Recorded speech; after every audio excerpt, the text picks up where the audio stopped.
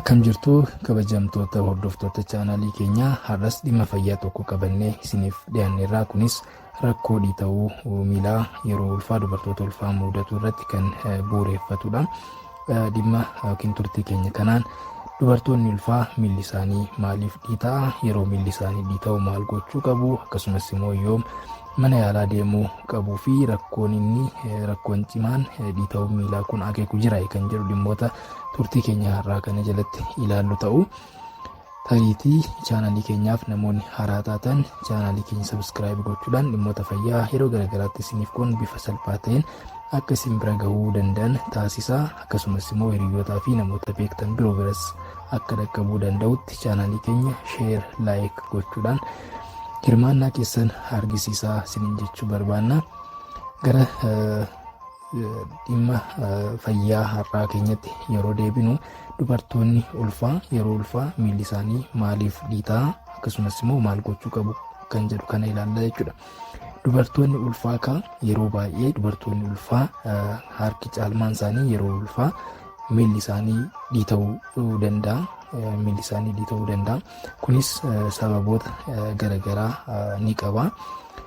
Sababoota dhiita'uu miilaa dubartoota yeroo ulfaa fiduu danda'an keessaa inni tokko yeroo ulfaa hammamtaan dhiiga haadha ulfaa dabalaa waan deemuuf, kunis dhiigni barbaachisu yeroo ulfaa haadha ulfaa sana akkasumas immoo daa'ima gadameessa keessa jiru sanaafis oolu waan qabuuf yeroo ulfaa dubartoonni hammi dhiiga isaanii ni dabala. Dhiiga oomishuu jalqabu waan ta'eef hammamtaan dhiiga qaama isaanii keessa jiru ni dabala. Kana wajjin wal qabatee dhangala'aan qaama isaanii keessa jiru dabalaa adeema jechuudha.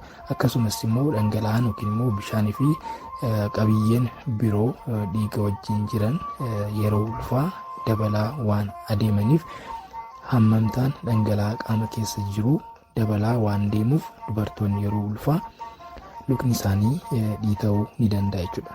Kunis yeroo turtiin ulfaa dabalaa adeemu dhiita'uun luka isaaniis akkasumatti dabalaa kan deemuu fi suuta dabalaa kan deemu ta'a jechuudha.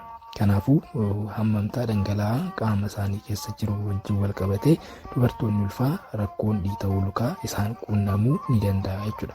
Kunis akkuma isiniin jedhe yeroo turtiin ulfaa dabalaa adeemu rakkoon yookiin immoo dhiita'uun lukaa kun mudachuu danda'a jechuudha. Sababa dhiita'uu miilaa yeroo ulfaa fidan keessaa kan biraa ammoo yeroo ulfaa gadaamessi haadha ulfaa sanaa guddina daa'ima gadameessa keessa jiru wajjin wal qabatee guddachaa waan adeemuuf, gadameessi guddachaa adeemu kun hiddoota dhiiga lukarraa gara onnee deebisan irratti waan dhiibbaa uumuuf dhiigni salphaatti gara onnee deebi'uu waan hin dandeenyeef lukni isaanii dhiita'uu ni danda'a jechuudha.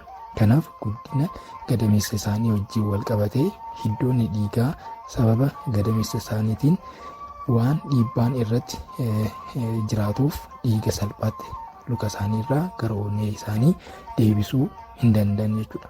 Kanaan wal qabatee hiddoonni dhiiga salphaatti deebisuu dadhabuurraa kan ka'e dhangala'aan luka isaanii keessatti baay'achaa kuufamaa adeemuudhaan lukni isaanii akka dhiita'u taasisa jechuudha.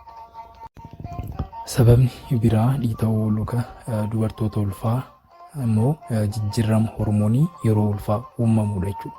Yeroo ulfaa hormoononni garagaraa ni maddisiifamu. Hormoononni yeroo ulfaa maddisiifaman tokko immoo hiddoonni yookiin immoo ujummooleen dhiigaa akka diriiran taasisu.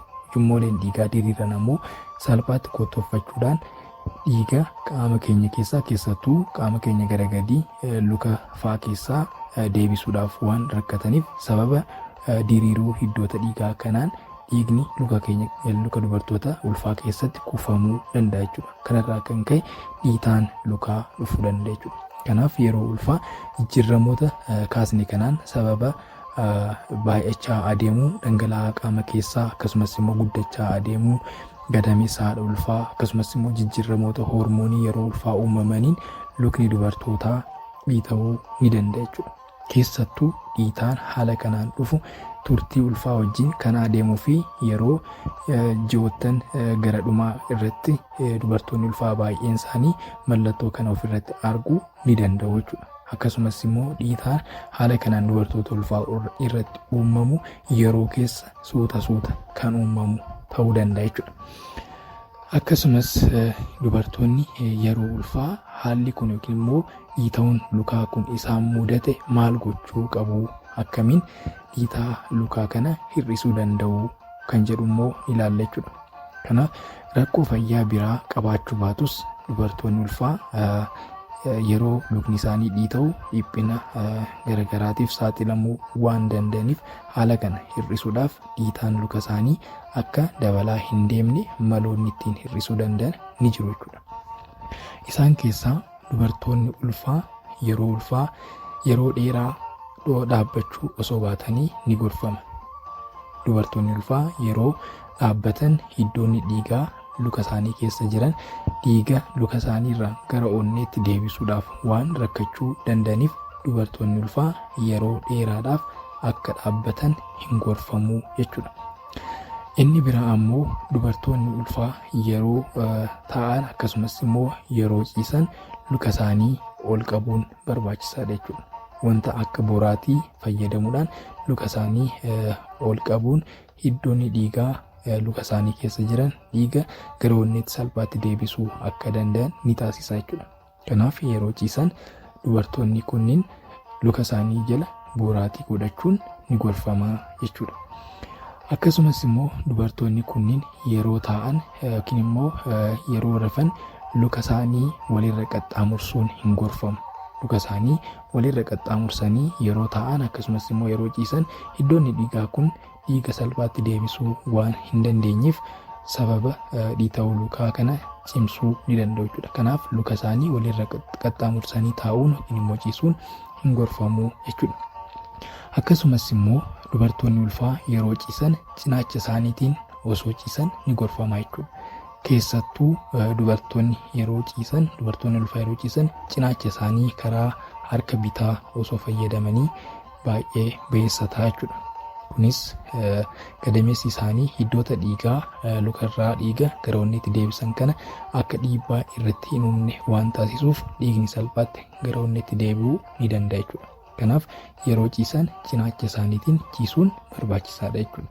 Keessattuu cinaacha isaanii karaa bitaa yoo fayyadaman baay'ee beessataa, yoo hin dandeenye ta'e garuu cinaacha isaanii karaa harka mirgaas fayyadamaa cinaacha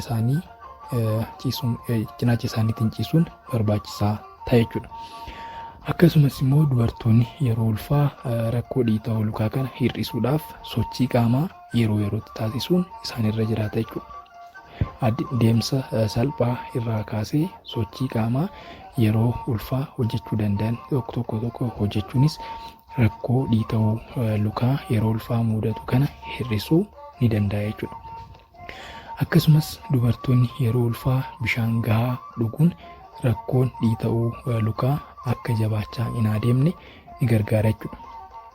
Dhimma kanarratti yeroo argitan wanta wal faalleessu fakkaachuu danda'a.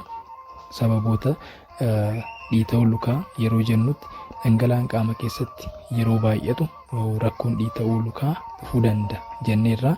Bishaan gahaa dhuguu qabu yeroo jennutti immoo dhimmi kun waan wal faalleessu fakkaachuu danda'a, gaaffii isinitti uumuu danda'a.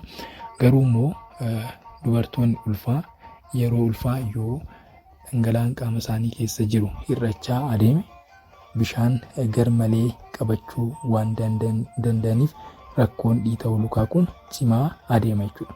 Garuu yeroo dubartoonni kun bishaan gahaa dhugan qaamni isaanii dhangala'aa qaama keessa jiru karaa fincaaniitiin akka bahu waan taasisuuf rakkoo dhiita'uu lukaa kana xiqqeessuu immoo akka cimaa hin deemne taasisuu ni danda'a jechuudha. Kanaaf dubartoonni ulfaa yeroo ulfaa bishaan gahaa dhuguun dhiita'uu lukaa kun akka cimaa hin deemne taasisuu keessatti gahee qaba jechuudha. Karaa biraatiin akkaataan dubartoonni kun of gargaaruu danda'an immoo nyaata isaanii keessatti ashaboo fayyadaman xinneessuun barbaachisaadha jechuudha. Guutumatti ashaboo hambisuun hin barbaachisu. Haa ta'utii ashaboo nyaata isaanii keessatti fayyadaman hamma tokko xiqqeessuun rakkoo dhiita'uu lukaa kana hambisuu ni danda'a jechuudha.